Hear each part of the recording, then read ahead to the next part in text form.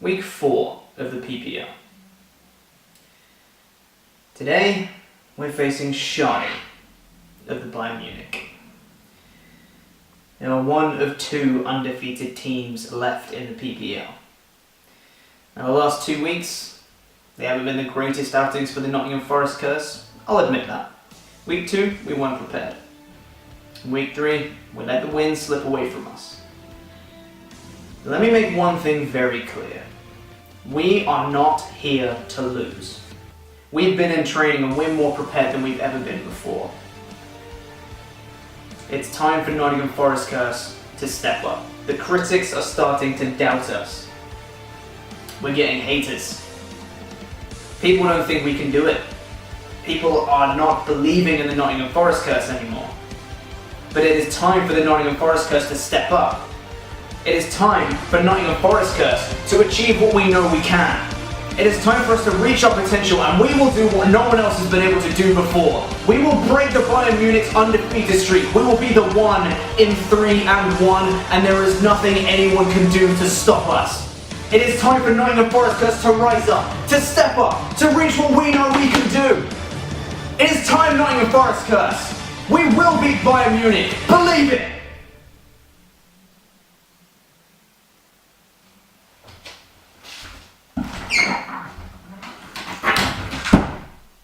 What's up, interweb? Raikkonen here, and welcome to week number 4 of the PPL. Today we are facing Schady of the Bayern Munich. Now, if you don't know what is going on with the PPL, make sure to check the links in the description. There will be links to the channel. And basically, it's a league format, like any other league you might have heard of. And it's pretty chill. We are currently 5th in the table, out of 12. And we are facing number 1 today. We're facing Schady of the Bayern Munich. Undefeated so far. Well, they're technically, I guess, tied first with the Borussia Doublade as well. But yeah, he's undefeated so far. So quite a challenge today. Quite a challenge. So I'm gonna go straight into the team breakdown. But as always, English words, things. If you don't want to hear me ramble for a while about my team, then you can click the annotation on the screen right now to skip ahead to the match itself. I'm really going to try and keep this one short today. Last one was about 10 minutes, 12 minutes-ish. I'm going to try and keep it under that, see if I can get it to about 8 today. Let's get right into the team. First off, let's take a look at the Bayern Munich. The potential Pokemon that he can be bringing. It's an extremely threatening team. The Bayern Munich is Landorus, Therian, Mega Scizor, Clefable, Crobat, Mesprit, Nidoqueen, Zoroark, Sork, Jellicent, Meganium, and Typhlosion. An extremely threatening team, and threats that you cannot underestimate. There's a lot of versatility, a lot of variety, a lot of options he can bring. So let's get on to my team that I've brought against him. First up this week, we are bringing Fire Monkey the Infernape again. This week, he has Choice Scarf. Scarfed Infernape with Blaze as its ability with Overheat, Hidden Power, Ice, Earthquake, and U-Turn. 20 EVs in Attack, 252 in Special Attack, and 236 in Speed with a Rash Nature. Now this Infernape is here to, I think it outspeeds a Scarfed Landorus T, if I calculated it correctly. It outspeeds a Scarfed Landorus Therian, so yeah, I might have to double check that. I might need to change the nature on that. Can't remember, but outspeeds a Scarfed Landorus Therian, which is definitely what I wanted. Definitely something that I really needed, is to be able to outspeed a lot of his quicker mons, such as like Crobat and things like that. And Overheat does a number on his team. Hidden Power Ice is there for Landorus Therian. Earthquake is there for the switch into Typhlosion, which could have Flash Fire, which is one of the things that stops me from hitting off and getting an Overheat off. And U-Turn's there for Switch Initiative, which for me I think is going to be pretty important in this match, just to have that kind of priority. So Infernape's there to punch some holes and outspeed his quick things, pretty much. Next I am bringing Finley, the Vaporeon, with leftovers with Water Absorb as ability with Wish, Shadow Ball, Scald, and Heal Bell. And this is here, 252 in HP, 4 in Special Attack, and 252 in Special Defense with Modest Nature. He is here to be a switch into Jellicent. That's pretty much it. Another thing that stops Infernape from clicking Overheat is Jellicent. Can absolutely eat it up. And I can switch in Vaporeon on Jellicent. A especially offensive Jellicent with like Energy Ball or something like that does, I think, about 30%. To a special defensive Vaporeon. I can wish off the damage if he wants to try and wear me down with Toxic. I have Heal Bell, and I can Shadow Ball right back to the Jellicent. So yeah, I'm not too worried with it. It's a great switch in for it. Plus lefties is going to really help too. So that is especially defensive Vaporeon. Next, I'm bringing physically defensive. I'm bringing ERB, the Hippowdon. With leftovers as his item. Sandstream as his ability, with Ice Fang, Fire Fang, Stealth Rock, and Slack Off. Max HP, max defense, Impish 4 in attack as well. And Ice Fang for Landorus T, Fire Fang for Mega Scizor, Stealth Rocks are going to be really important, Slack Off to get HP back. That's pretty much it. I don't have Stab on this guy, it wasn't that crucial. I don't need Earthquake in this one particularly. I know it's always good to have it, but I needed Rocks, I needed his HP, and I really wanted Ice Fang and Fire Fang, so yeah, that's a pound on this one. Sand is not my #1 goal in this one. Be an option, but you know, whatever. Next, I am bringing Bowtruckle the Sneasel, and this one is a Choice Banded Sneasel. With Inner Focus as his ability, with Poison Jab, Ice Shard, Ice Punch, and Knockoff. Max Attack, Max Speed, Adamant. Now, a Choice Banded Ice Punch kills Landorus T after an Intimidate if it's an offensive one. Yeah, that's right, if it's an offensive one. If it's a defensive one, it doesn't kill, but it does a butt ton of damage. And Poison Jab's there for Clefable, Ice Shard's there for priority, plus it does a butt ton of damage to Landorus T. Even like a physically defensive one, I think it does something like 60%. It's ridiculous. Knockoff is obviously Knockoff, going to be useful to knock off some items and stuff. Plus it can really help against Mesprit. And yeah, Ice Punch, extremely powerful. Ice Shadow is set for priority. So that is a Choice Banded Sneasel, Bowtruckle. And next we have the debut. The debut. The man who I've wanted to bring for a long time. We have Slime Schady, the Sliggoo. With Eviolite, with Sap Sipper as its ability, with Rest, Sludge Bomb, Infestation, and Muddy Water, max HP, max special defense, Calm. This guy is here to wall Typhlosion. That's Sliggoo's job. It absolutely walls Typhlosion. Even like an HP Ice from a Specs Typhlosion does nothing to a Sliggoo. And I can potentially Infestation the Typhlosion, and I can start spamming Rest to get back up to HP. I can hit Muddy Waters. Sludge Bomb's there for a switch into Clefable. Slime Schady is here to wall Typhlosion and take special hits. The one thing I hated about running this is the fact that it doesn't have any form of recovery, but that's why I have Rest. I needed to put Rest on there just for that, and I didn't want to run Resto Chesto because I needed the Eviolite, and I didn't want to run Sleep Talk because I couldn't risk him getting different moves. I needed to be able to select which moves I needed. So, yeah, that is Slime Schady, the Sliggoo. Special Wall. And last but not least on this team, I am bringing Guacamole the Excadrill. Life Orb Excadrill with Sand Rush as his ability, with Rapid Spin, Earthquake, Iron Head, and X Scissor. 4 in HP, max attack, max speed, Adamant. Now, this guy's here as kind of a backup option. If the Sand's up, I don't have the Smooth Rock on Hippowdon, so Sand's only going to be lasting for 5 turns. It's kind of like a backup option. It's not my main goal to have the Sand up and have Excadrill sweep, but if it's there, it's a possibility. And if the Sand isn't up, it's still an Excadrill. Like, that still hits ridiculously hard. It's a Life Orb Excadrill. That's still ridiculously powerful. So, yeah, he's there as kind of a backup. He has Iron Head for the Clefable, which just pops it. It has X Scissor for the Mesprit, Earthquake for Stab, plus it hits things like Typhlosion, I guess. Although I doubt I'm going to be outspeeding a Typhlosion, unless I'm in the Sand. Earthquake for things like Typhlosion and things like that. X Scissor also for Meganium too, could potentially be a problem, because I do have a bit of a grass weakness, but that's why I brought Sap Sipper on Sliggoo. Try and cover that grass weakness a little bit. So, yeah. That is my team, pretty much.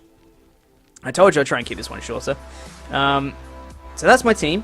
I hope you guys enjoy the team. Probably not. But yeah, anyway, that's the team. So we're going to go ahead and get on with the match. I think we're battling tomorrow. So stick around and we'll get right on with the match. And thank you for watching this team analysis. Thank you for sticking around. And I'll see you guys in the match in just a few seconds. Alright, here we are with the match against the Bayern Mewnich. And looking at the teams, oh my goodness. Okay, before I forget, make sure to go in the description and click on the links for Shady's channel, because I'll probably forget to say it at the end of the video. Make sure to click on him because he's a really cool guy. He was featured in Weird Wi-Fi Battles episode number 7. He's just a really chill guy, and definitely go check him out. I just want to say that before I forgot. Now, let's get on with the match. Now, his team, I saw on the team preview when we first got into the match, I saw his team and I was like, are you kidding me? He brought Meganium and he brought Zoroark. I was like, oh, God damn it! Literally, like, the two things that I did not want to see him bring were Meganium and Zoroark, and he brought both of them. I hate the mind games with Zoroark. I'm really bad at noticing what's a Zoroark and what isn't.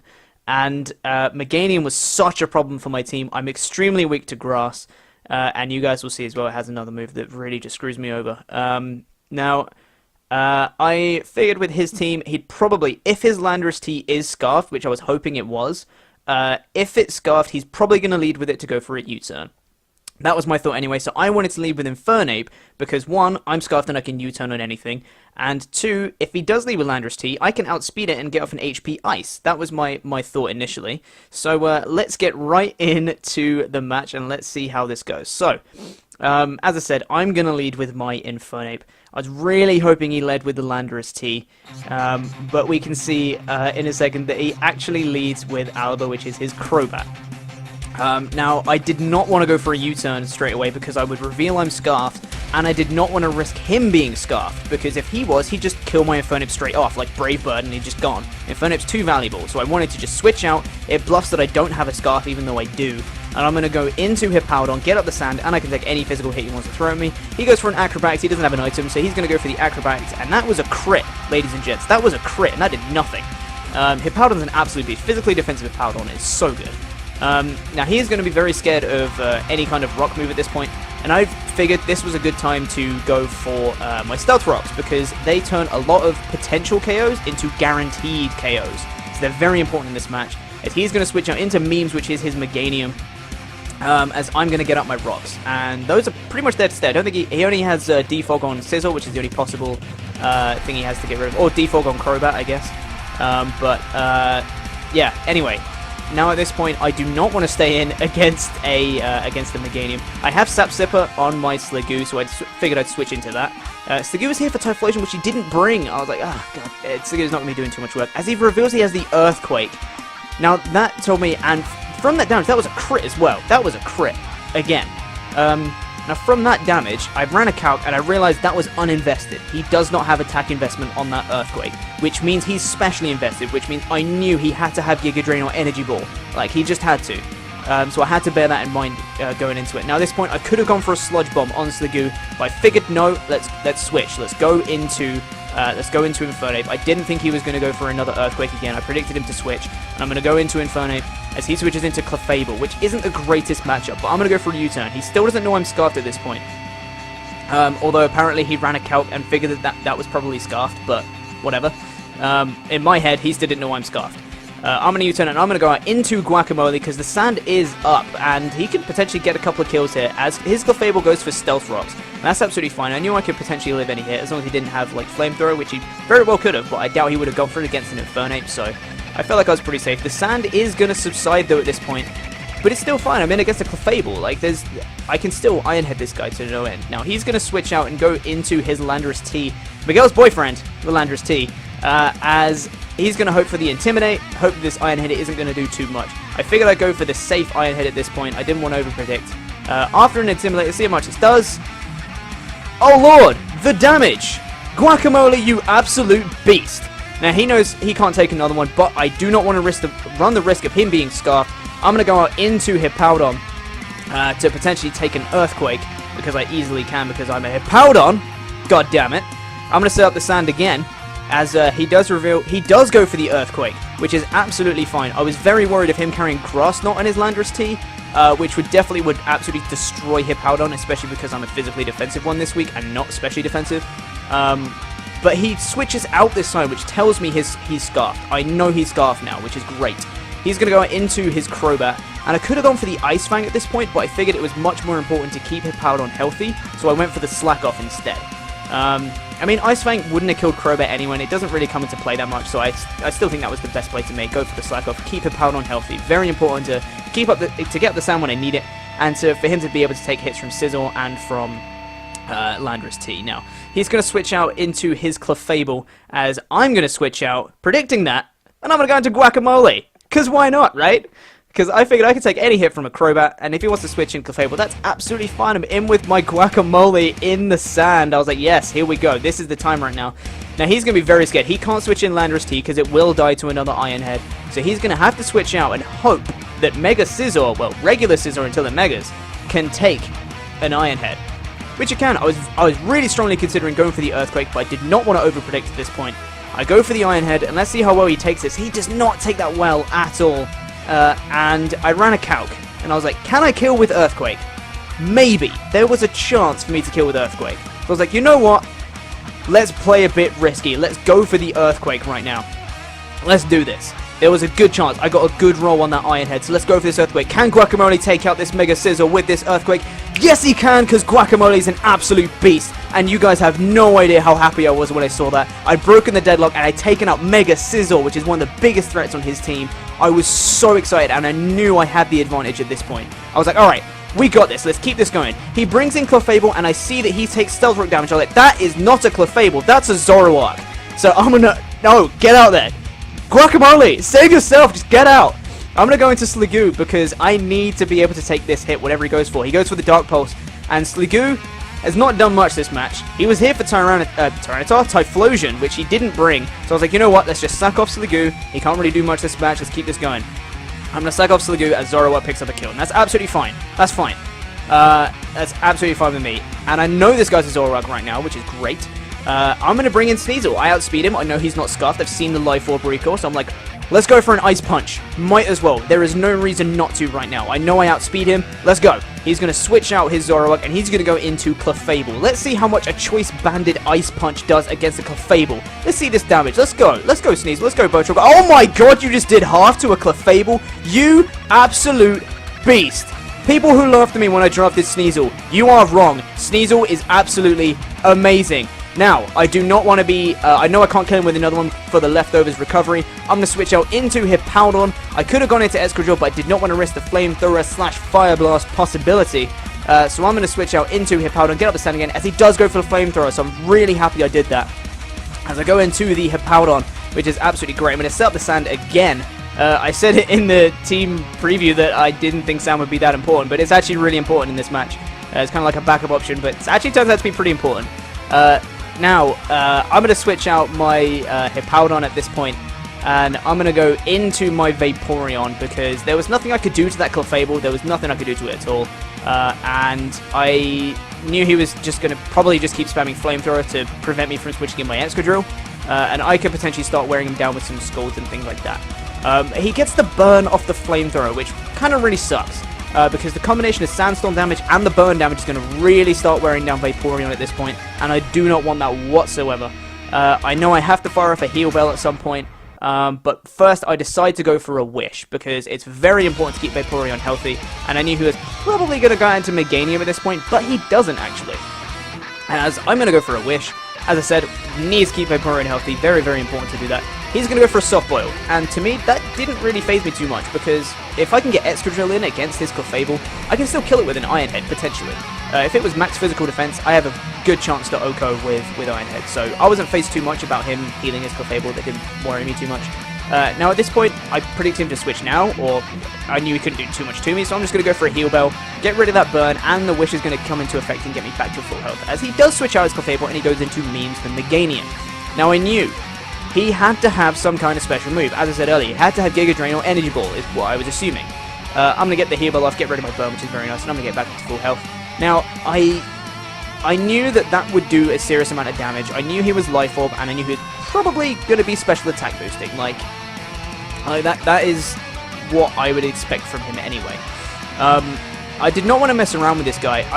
Earthquake destroys my team, so I was like, no, I cannot risk switching in Infernape or switching in Excadrill on this guy. There's no way I can do that. So I have to stay in with Vaporeon. I'm going to go for Scalds, hope I can get a burn. If I can get a burn, his Earthquake's going to be a lot weaker, and I can start wearing him down a little bit. I don't get the burn. The Sandstorm goes away, which is actually really nice in this situation. It keeps my Vaporeon a little bit more healthy. He is going to reveal the Synthesis at this point, which is fine. I'm going to go for a Wish, because I don't want to play around with this Meganium. I want to be able to stall it out. Not stall it out, like wear it down a little bit. I want to be able to wear it down. I want to get a Scald Burn, because it will weaken his Earthquake, and it helps wear him down. So I'm going to go for a Wish, which is fine, which means I'm going to get that next turn, and I know he can't kill me unless he gets a crit. Which is absolutely fine. Now he's going to overpredict again, go for the Earthquake again, which is absolutely fine, because Vaporeon can take that. Not as well as I'd hoped, but he can take that. I'm going to go for a Scald, hoping for another burn this time again. And this time, I do actually get the burn, which is very nice indeed. So that Earthquake is going to be doing absolutely nothing. I'm going to get the Wish back up to full health again. I had the upper hand at this point, or what I felt like I had the upper hand anyway. Now, at this point, he's going to stop messing around. He's going to go for the Energy Ball, and this does so much damage. This is especially defensive Vaporeon. My god, Meganium's strong. That's a Life Orb offensive Meganium right there. I'm going to go for a Shadow Ball, because it does more than Scald, and I was potentially hoping for a special defense drop. Something like that. That's why I went for the Shadow Ball right there. There's no point going for Scald since I've already got the burn.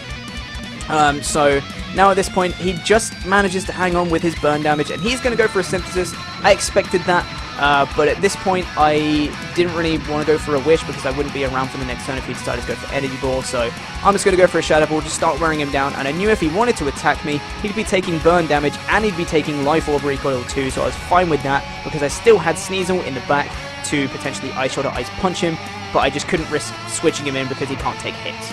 So at this point I was kind of just sacking off Vaporeon, didn't really have much else to do. He is going to go for the Energy Ball this time and take out Vaporeon. As I said, that's absolutely fine. I was just sacking it off, that's absolutely fine with me.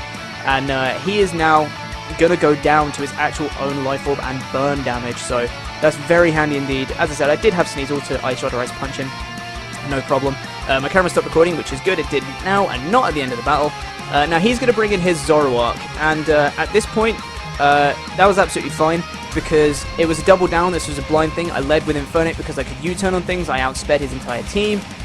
He's going to bring the Zoroark, and he's going to be very scared of the Mach Punch, and I saw no reason whatsoever at this point to not go for the Overheat. I outspeed everything on his team, and I'm going to probably kill something unless he switches in Clefable. He switches in his Crobat, and let's see how well this Crobat takes an Overheat.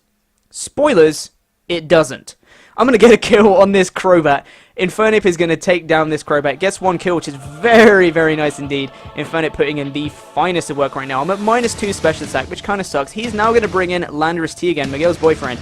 He's going to take stealth damage, and I was like, I did a calc, and I was like, hold up, I can still kill him with an Overheat. Even though I'm at -2, I can still kill him. And I outspeed, I'm Scarf. Let's go.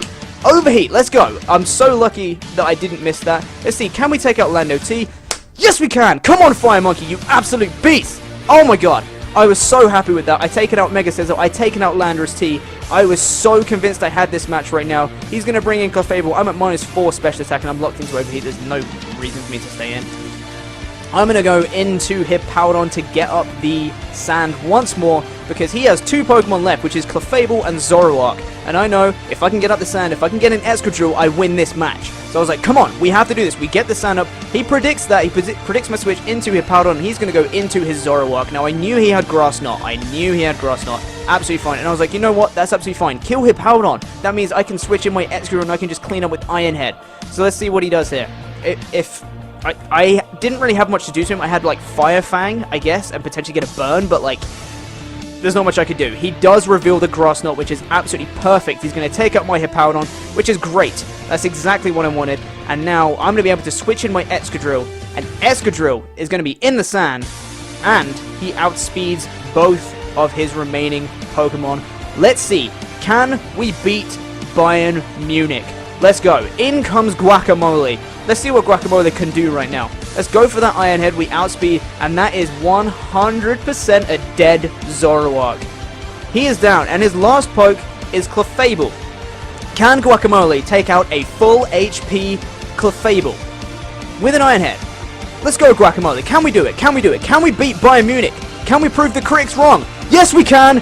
Zoroark is down. Clefable is down. The Bayern Mewnich are down. The Nottingham Forest Curse just picked up a 3-0 victory over the Bayern Mewnich, just like I said we would.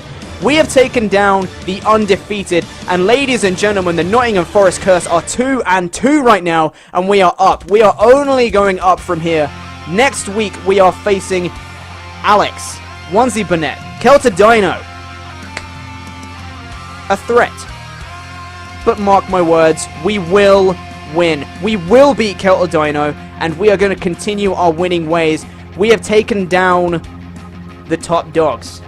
If we can take down the top dogs, we can take down anyone. Mark my words, ladies and gents. The Nottingham Forest Curse are now a threat in the PPL. We have made the statement, and now everyone will be scared of the Nottingham Forest Curse. Mark my words, ladies and gentlemen, next week we will win in week 5 of the PPL. I'll see you next week for week number 5. Toodaloo.